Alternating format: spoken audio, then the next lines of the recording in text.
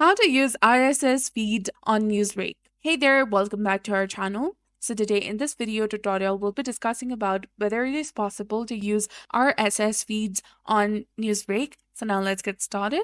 So first of all, I want you to know that Newsbreak does not have a public RSS feeds. Here's how you can still use RSS feeds with the Newsbreak. So since Newsbreak does not directly support RSS feeds, use these methods to stay updated. Use the RSS reader apps. Use apps like InnoReader, Quite RSS, Newsbot, or RSS feeds from your favorite sources.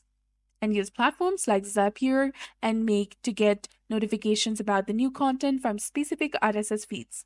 And also publish the content on Newsbreak, which is for publishers.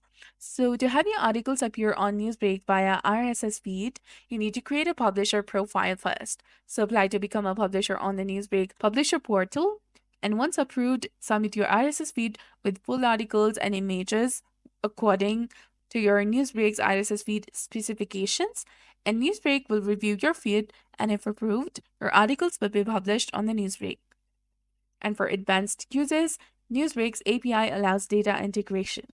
So access the API, create an account in the Newsbreak's ad manager and create and generate an API access token, see their API interrogation guide, and use the API to programmatically fetch and process the RSS feed data for your application or the workflow. So these methods help you integrate RSS feeds with Newsbreak for reading or content creation, even without a native RSS feed. So that's all there is to it. I hope you found this video informative. If you did, please like, share, and subscribe. Thanks for watching. See you in the next one.